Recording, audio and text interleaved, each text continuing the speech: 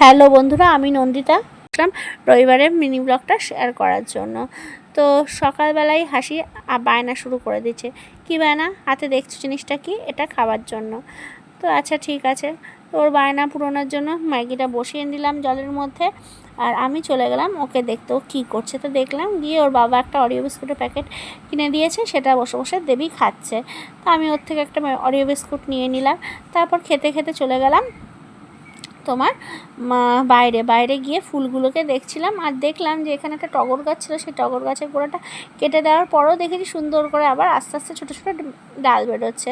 তো ঠিক আছে, এইসব দেখে ঠেকে আমি ঘরের দিকে আসছি, কারণ আজকে আমাকে তাড়াতাড়ি করে রান্নাবান্না সারতে হবে। কারণ কি বলো তো, অংশুবাবু আমাকে সকালবেলা ঘুমের থেকে উঠার আগেই বলে গেছে, ও আগে উঠে আমাকে বলেছে, ও যে আজকে কিন্তু আমাদের স্কুলে অনুষ্ঠান, তুমি কিন্তু যাবে।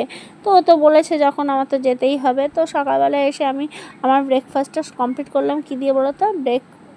তোমার ফেনা ভাত, ডিমের অমলেট, আলু ভাজা। আমাদের রবিবার হলে অধিকাংশ দিনই এটাই করা হয়, কারণ আমরা তো সোমবার থেকে শনিবার পর্যন্তই তোমার খাই রুটি বা চাউমিন ঠাউমিন। আর রবিবার হলে আমরা ওইসবের আয়োজন ঝুট ঝামেলায় যাই না, তোমার ফেনা ভাতটাই বেশি করি। তা ওইসব রান্নাবান্না করে নিয়ে চললাম আমি লোক সংস্কৃতি ভবন, ওখানেই অংশুবাবুদের অনুষ্ঠানটা হবে। তো দেখতে পেয়েছি বন্ধুরা, কী পরিমাণ রোদ রাস্তায়। আমি অটোর মধ্যেই ঘামতে শুরু করে দিয়েছিলাম। তা আমি যখন ঢুকেছিলাম, অনুষ্ঠান অনেকটাই শেষের দিকে চলে গেছিলো।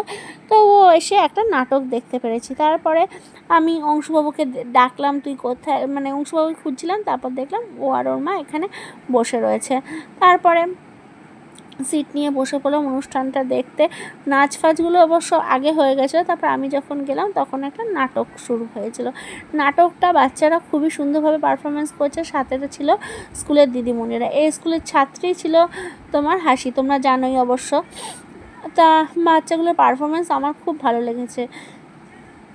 ওরা ওদের মতো করে নিজের বেস্টটা দেওয়ার চেষ্টা করেছে। এরপরে এই নাটকটা শেষ হওয়ার পরে ছিল তোমার পুরস্কার বিতরণী অনুষ্ঠান, মানে ওদের যে অংশগ্রহণ স্কুলের যে খেলাধুলা হয়, সেই খেলাধুলার পুরস্কারগুলো বা স্কুলে ফার্স্ট সেকেন্ড হওয়ার যে পুরস্কারগুলো হয়, সেদিনকে এটা দিয়ে দেওয়া হয়। তো এই আস্তে আস্তে সব দেখো, যারা পুরস্কারের জন্য ছিল তারাই বসেছিল, আর অন্যরা সবাই আস্তে আস্তে বেরিয়ে যাচ্ছিলো।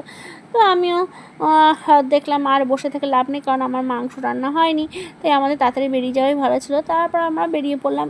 এখানে বেরিয়ে আমি, অংশুবাবু আর ওর মা বেরিয়েছি। আর অংশুবাবুর মাথা গরম হয়েছে, কারণ ওর প্রচণ্ড পরিমাণ খিদে পেয়ে গেছে, বাচ্চা মানুষ না।